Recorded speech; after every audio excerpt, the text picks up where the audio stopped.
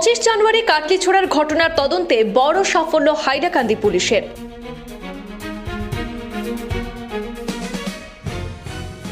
বাড়িতে অনধিকার প্রবেশ করে হামলার ঘটনায় 3 অভিযুক্ত গ্রেপ্তার।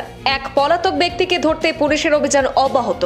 হাইলাকান্দি জেলার কাটলিছোড়া থানাধীন এলাকায় গত 25 জানুয়ারি রাতে সংঘটিত গুরুতর হামলার ঘটনায় হাইলাকান্দি পুলিশ বড় সাফল্য অর্জন করেছে। এই ঘটনার সাথে জড়িত 4 অভিযুক্তের মধ্যে 3 জনকে গ্রেপ্তার করতে সক্ষম হয়েছে হাইলাকান্দি পুলিশ। উল্লেখ্য, কাটলিছোড়া থানা এলাকায় গত 25 জানুয়ারি রাতে সংঘটিত গুরুতর ঘটনার প্রেক্ষিতে তদন্ত এগোচ্ছে। অভিযোগ মতে রাতে গোপী দেব, বিশাল দেব, বাপন দেব এবং অনুপম দেব নামে 4 ব্যক্তি রেস্তোরাঁ মালিক রিঙ্কু চৌধুরী এবং তার ভাই টিঙ্কু চৌধুরী বাড়িতে গিয়ে হামলার ঘটনা সংঘটিত করে।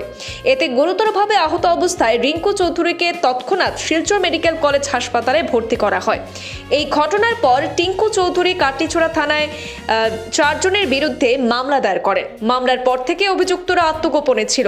পুলিশ তদন্ত চালিয়ে 4 অভিযুক্তের মধ্যে গোপী দেব, বিশাল দেব এবং বাপন দেবকে গ্রেপ্তার করতে সক্ষম হয়েছে। তবে চতুর্থ অভিযুক্ত অনুপম দেব এখনো পলাতক রয়েছে। তাকে গ্রেপ্তারের জন্য পুলিশের তৎপরতা অব্যাহত রয়েছে। এদিকে টিঙ্কু চৌধুরী দ্রুত পদক্ষেপের জন্য হাইলাকান্দি পুলিশ প্রশাসনকে ধন্যবাদ জানিয়ে অভিযুক্তদের বিরুদ্ধে কঠোর আইনানুগ শাস্তির দাবি জানিয়েছেন।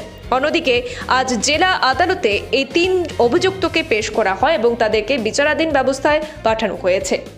আমার ভাইয়ের উপরে হামলা করেছিল 25 জানুয়ারি রাত্রেবেলা। আমার বাড়িতে গিয়ে আমার ভাইকে মারধর করেছিল, কি মারধরকে দা দিয়ে কাটাকাটি করেছিল। তাই আমি কেস এফআইআর করেছিলাম, কিন্তু আজকে লেট হয়েছে অনেক দিন পর। আজকে 17, 18, 19 দিন হয়েছে, কিন্তু আজকে ওরা ধরা পড়েছে, অ্যারেস্ট হয়েছে। তাই আমি প্রশাসনের কাছে অনেক ধন্যবাদ, বিশেষ করে আমাদের হাইলাকান্দি সুপারিনটেন্ডেন্ট স্যারের কাছে কৃতজ্ঞ যে এত সুন্দর আমাকে ন্যায় দিয়েছে। প্লাস আমাদের প্রশাসনের প্রতি আমার ভরসা ছিল, যেটা আমি আজকে ভরসাটা পেয়েছি। তাই সবার কাছে আমার ধন্যবাদ জানাই যে আমাকে ন্যায়টা যেতে আমি পেয়েছি। সেটা সত্যি বলতে পারি না, আমি তো 4 জনের কথা বলেছিলাম। সেই জন্য 3 জন এখন অ্যারেস্ট হয়ে, গোপীদেব, বিশাল দেব, বাপ্পন দেব অ্যারেস্ট হয়েছে শুনেছি। অনুপম হয়েছে কিনা হয়েছে সেটা বলতে পারি না আমি, কিন্তু আমি যেটুকু জানি আমি সেটাই বলছি।